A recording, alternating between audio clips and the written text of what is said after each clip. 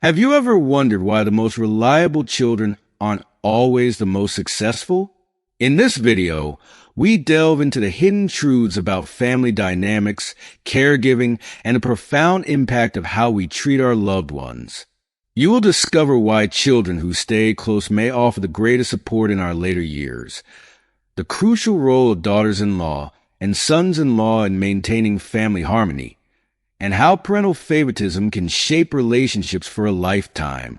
Stay with us until the end to learn 3 powerful methods to change your fate and improve your family life, ensuring happiness and peace for you and your loved ones. Don't miss these essential insights that could transform the way you view and nurture your family relationships. If you are not subscribed, I recommend subscribing and activating the notification bell so you don't miss any videos. Your support means a lot to me. And if you enjoyed this video, you can help me continue spreading the valuable lessons by liking and sharing it. If you like the topic of this video, please comment 1. If you don't, please comment 0 to let me know how I can improve and make better videos for you. Now, let's begin. First truth. Truly reliable sons are often those without any achievements. In the journey of life, many parents naturally hope that their children will excel, whether it's in academics, career success, or financial independence. They proudly share stories of their children's accomplishments with friends and family, boasting about top grades, prestigious jobs, and high earnings. To them, these successful, high-achieving children are seen as the ones who will surely take care of them in their old age. But as time passes and life unfolds, the reality often doesn't align with these expectations. When these children grow up and pursue bigger dreams, leaving their hometowns and, in some cases, even crossing oceans to seek a better life abroad, a painful question lingers. Who will be there for the parents when they are old, frail, and in need of care? The heart-wrenching answer is, unfortunately, not always the children they once considered their greatest pride. It is often the case that those children who are less prominent in society, those whose achievements are less celebrated, end up being the ones who remain close. They may not have climbed the career ladder to dazzling heights, nor achieved the kind of success that turns heads at family gatherings, but they are the ones who stay rooted, close to home and available. Perhaps they didn't set off for distant lands or high-paying jobs, and perhaps they even ended up taking over their parents' modest professions. And when the time comes, when their parents can no longer manage day-to-day life on their own, it's these children, quietly present, who step in to care for them. It's not the glittering accolades or the prestigious degrees that matter most, but rather their steady, loyal presence. In the eyes of their aging parents, these children are their true heroes, even if the rest of the world doesn't see them that way. How many parents have found themselves facing the stark reality that their successful children, those who have built impressive lives far from home, are simply too far away, both physically and emotionally, to offer the kind of support they now need. These children, while living their independent and busy lives, may inadvertently leave their parents to face the cold grip of loneliness. Without the touch of a familiar hand, without a voice to share the day's small joys and struggles, parents can feel abandoned, despite the distant success of their children. On the other hand, the child who may not have the world at their feet, who hasn't amassed wealth or titles, is often the one who is there to support their parents in small, daily matters, like bringing over a hot meal, helping them walk to the garden, or simply sitting with them in the quiet of a shared afternoon. They may not be able to offer much in material wealth, but what they give, their time, care, and love, is far more precious than anything money can buy. Even when they grumble or complain, these children do not turn their backs on their parents. They still carve out space in their lives, no matter how small, to care for the ones who once cared for them. If you are still watching this video and find these lessons useful, Please comment one below to let me know that you are still here with me. Conversely, successful children, despite their impressive careers and large homes, often find themselves stretched thin. With demanding work schedules, endless meetings, and social commitments, it becomes increasingly difficult to make time for family. They may send money or even arrange for caregiving services.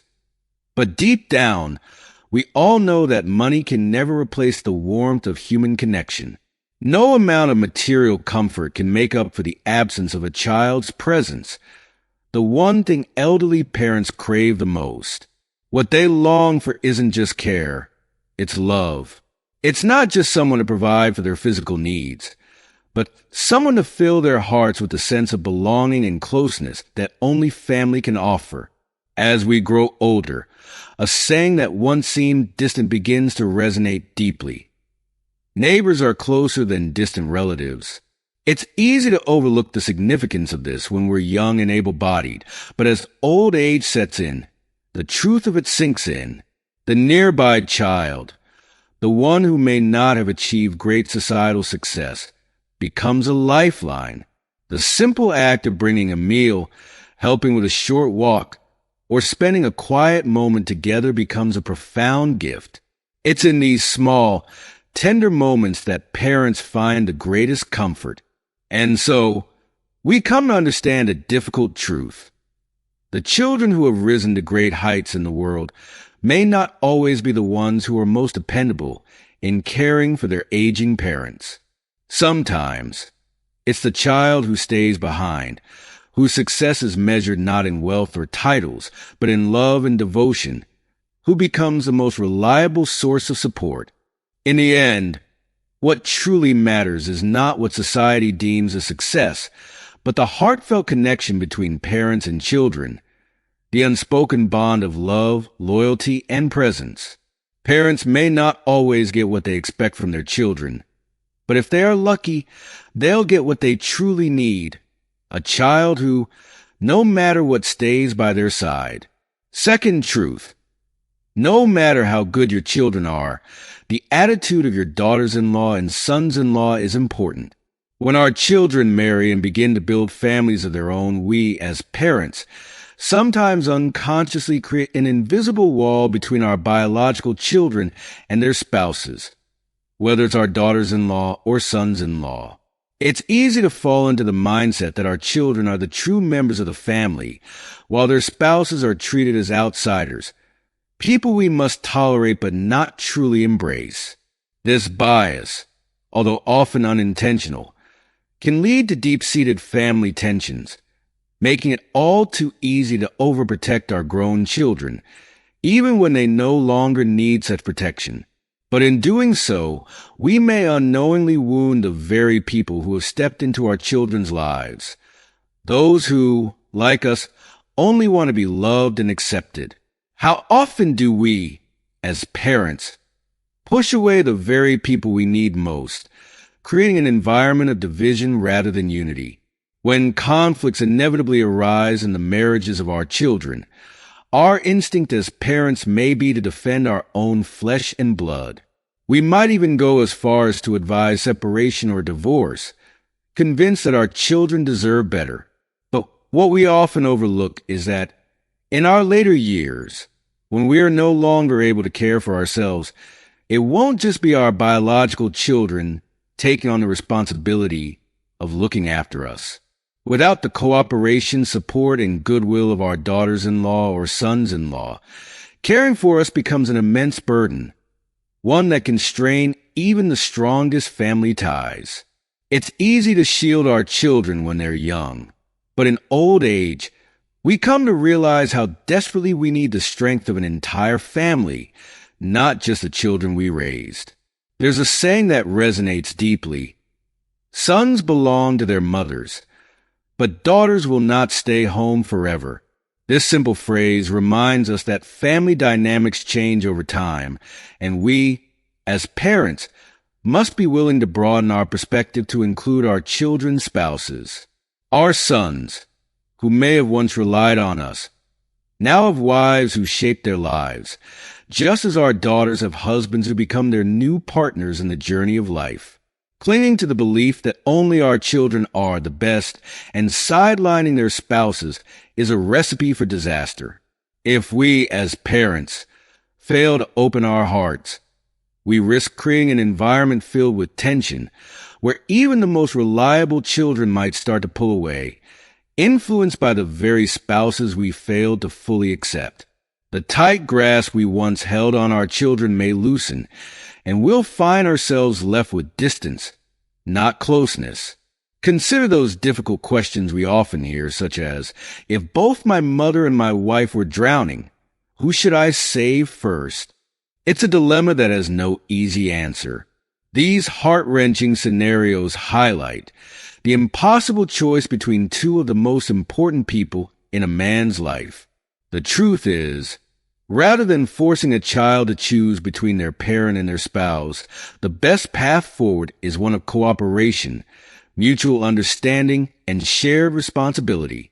When a daughter-in-law or son-in-law feels respected and valued as part of the family, they are far more likely to step up willingly and lovingly to help care for their aging in-laws. Respect is a two-way street, and it's only through mutual acceptance that families can truly come together in times of need. As we grow older, it's easy to fall into the trap of harboring grudges or resentment towards our daughters-in-law or sons-in-law for perceived slights or differences. We might feel they don't respect us enough, or that they aren't as committed to family as we would like. But instead of holding on to these negative emotions, we should take a step back and reflect on our attitudes and behaviors. Are we perhaps guilty of holding on to biases, of failing to treat them as true members of the family? It's essential to remember that emotions flow in multiple directions. Our expectations should never be one-sided. We must strive for understanding, empathy, and a willingness to bridge the gaps in our relationships, rather than placing blame. Even in our advanced years, when our bodies may no longer be as strong or capable, maintaining a positive, open-minded attitude can make all the difference. We can't control everything, but we can control how we approach our relationships. By showing respect and understanding to all family members, especially to our daughters-in-law and sons-in-law, we can create an environment of harmony and love. It's never too late to change. When we take the time to see things from their perspective, to appreciate the role they play in our children's lives, we become not just respected elders, but truly loved ones. Building strong, loving relationships with our children's spouses is one of the most important gifts we can give, not just to ourselves, but to our entire family. So, rather than complaining or feeling isolated, we should actively work on nurturing these relationships. Let's not view them as mere extensions of our children, but as individuals with their strengths, challenges, and contributions to the family. By fostering goodwill and cooperation, and by treating them with the same love and care we show our children, we help to build a family that stands united, even through the challenges of aging and illness. In the end, it's not the bloodlines that define a family's strength, but the bonds of love and mutual respect we nurture over time. And these bonds are the ones that will carry us through, even when we can no longer walk this path alone. Third truth: the changes in parents manifest as consequences. As parents grow older and step into the autumn of their lives, the consequences of their past actions and decisions in raising their children begin to surface in profound ways. This is a season of life where they begin to harvest the fruits of their labor, the seeds they once planted through their words, actions, and treatment of their children. But often, it is here in the twilight years that parents may be confronted with uncomfortable truths. If they showed favoritism, unfairness, or neglect in the past, the consequences are likely to return, sometimes painfully, as they seek support from their children in old age. Children who were overly favored by their parents may grow up to be irresponsible, ungrateful, and ill-prepared for the challenges of adulthood. They might become overly reliant on their parents, lacking the independence or strength to stand on their own feet. Meanwhile, those children who were neglected or treated unfairly compared to their siblings might harbor deep feelings of resentment.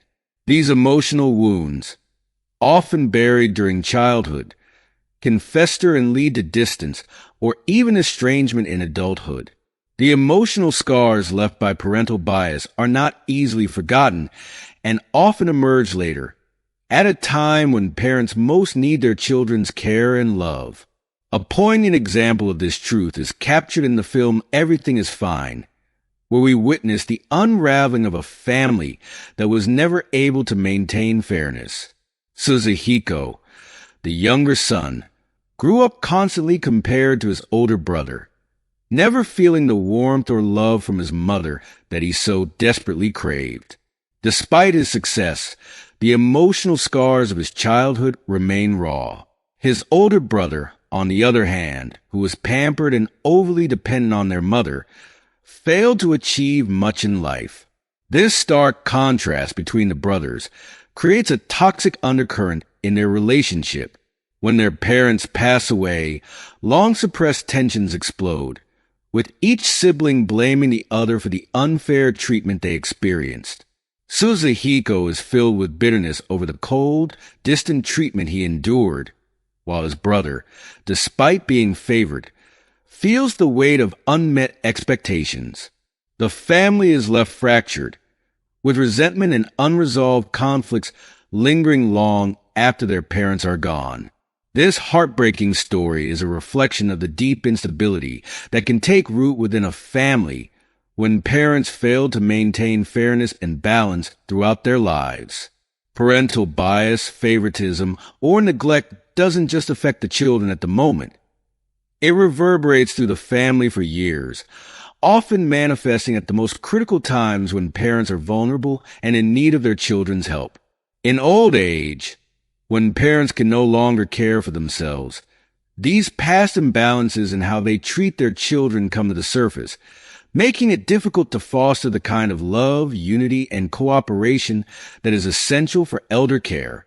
If you are still watching this video and find these lessons useful, please comment 2 below to let me know that you are still here with me. Emotions are inherently difficult to balance. No parent is perfect, and it's natural for relationships with children to fluctuate throughout life.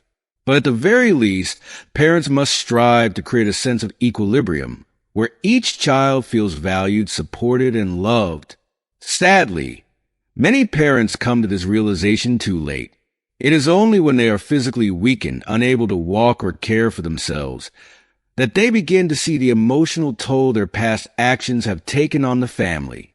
They regret not showing more fairness, not addressing conflicts, and not fostering an environment where all their children feel equally important.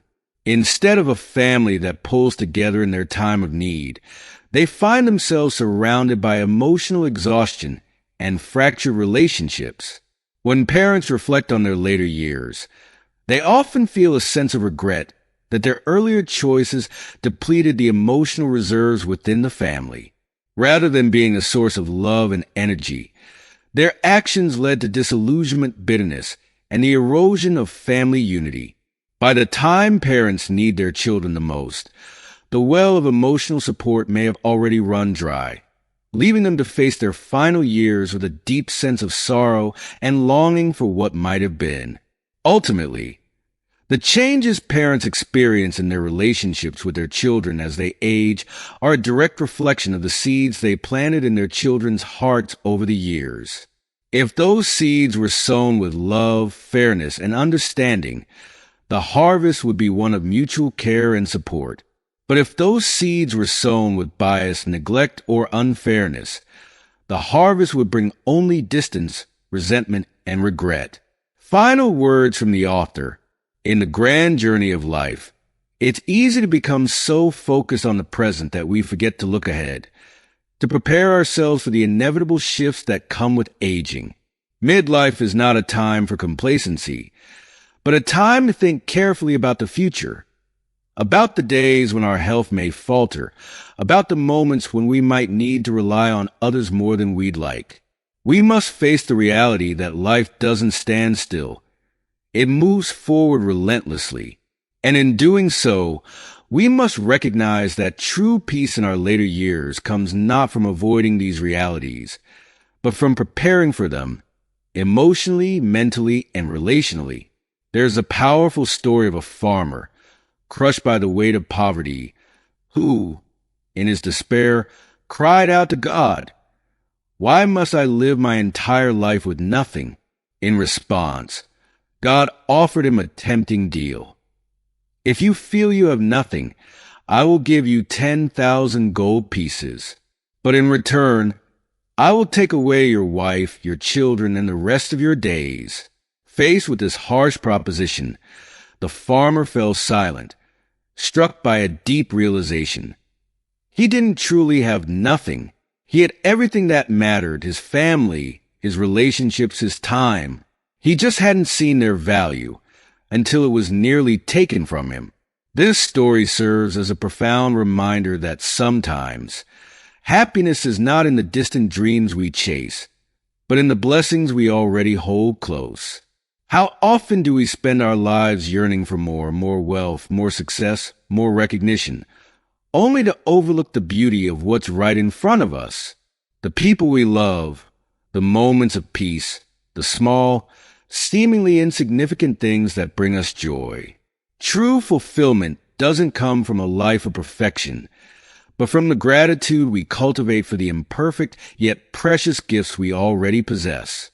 Whether we are young and ambitious, or older and reflecting on the paths we've walked, the key to contentment lies in appreciating the here and now. Life will always be filled with challenges, imperfections, and moments of doubt.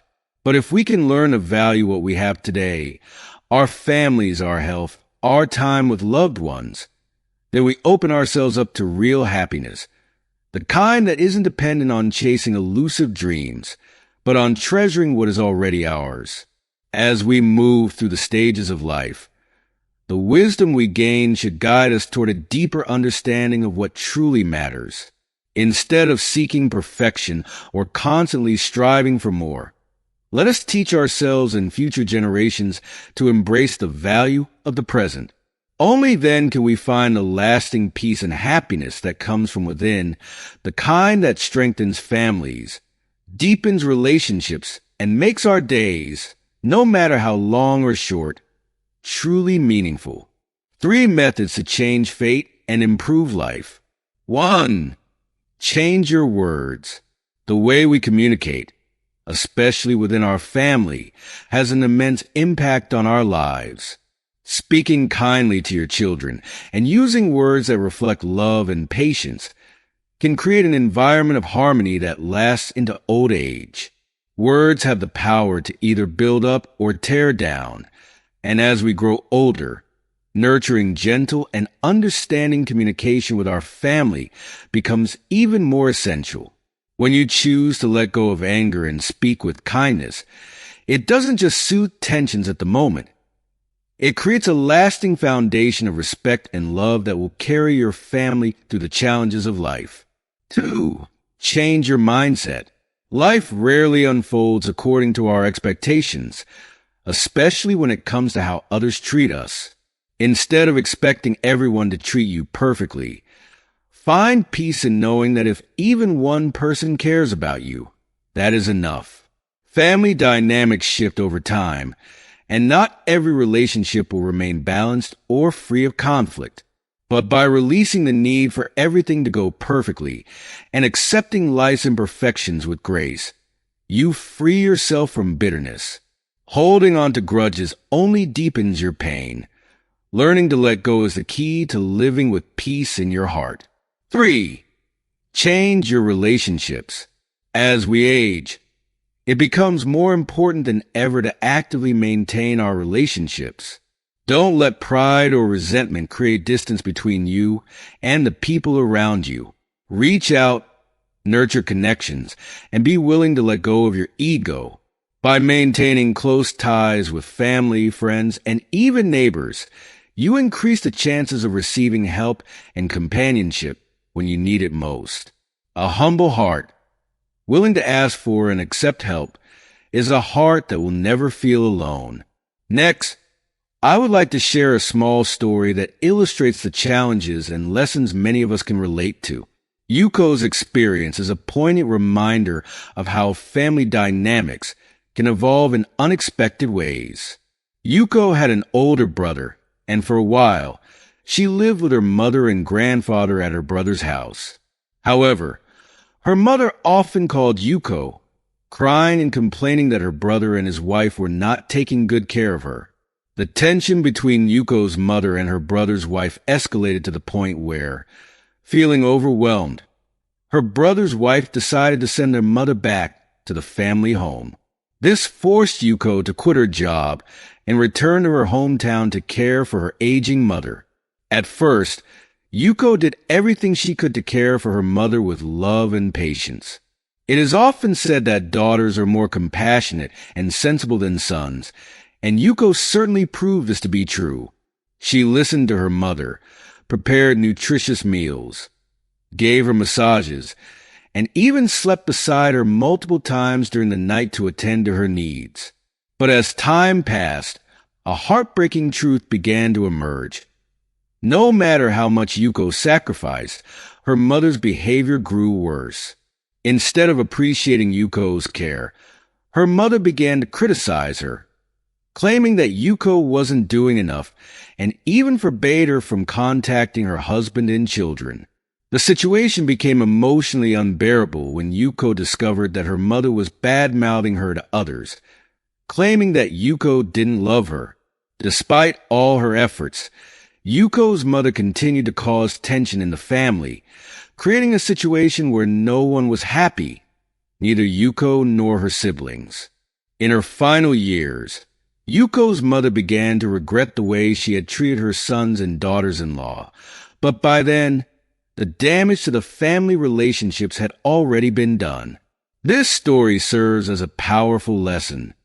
Family harmony can only be maintained when we learn to communicate with love, let go of expectations, and take responsibility for our actions. In the end, Yuko's story is a reminder that changing our words, our mindset, and our relationships is essential for improving our lives and the lives of those we love. Holding on to pride, anger, or resentment only creates distance between us and our family. And the sooner we learn to release these feelings, the more likely we are to build meaningful, lasting bonds that will carry us through life's inevitable challenges. Elderly people and their relationships with children. As people age, the dynamic between parents and children often shifts, sometimes in ways that can feel bittersweet. Elderly individuals, especially when their health begins to decline, can become particularly anxious and sensitive about their changing abilities and the roles they once held in the family. The fear of losing independence, combined with the desire for attention and care from their children, creates a complex emotional landscape. On one hand, they long for connection and comfort, while on the other, they may feel a need to assert their independence or even distance themselves from their children, fearing they might become a burden.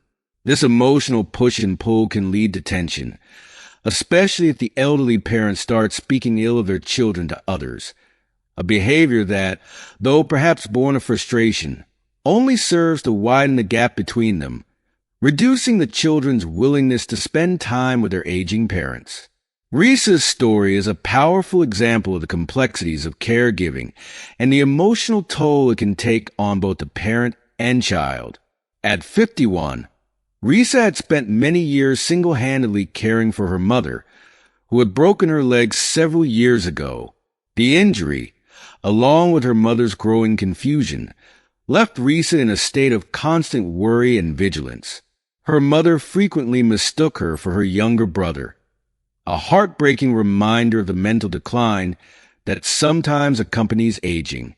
Yet despite this emotional hardship, Risa devoted herself completely to her mother's care. She prepared thoughtful, nutritious meals like minced meat and pasta every day, ensuring her mother was well fed and comfortable. To provide peace of mind, she even installed security cameras throughout the home, checking her phone anxiously throughout the day to ensure her mother didn't fall or hurt herself while she was away. This level of caregiving didn't come without immense sacrifice. Risa quit her high-paying job to dedicate herself fully to her mother's needs, a decision that cost her not only her career but also her personal life. Over a decade, her marriage dissolved and several subsequent relationships ended due to the strain of caregiving. It's a tragic reality for many caregivers who find themselves caught between their deep sense of responsibility to care for ailing parents and their own need for a fulfilling life. Risa's love and dedication were undeniable, but the emotional cost she bore was heavy. If you are still watching this video and find these lessons useful, please comment 3 below to let me know that you are still here with me. Ryu's story offers another perspective on the challenges of family caregiving. Ryu's mother had 5 children, yet it was Ryu who took on the primary role of caring for her.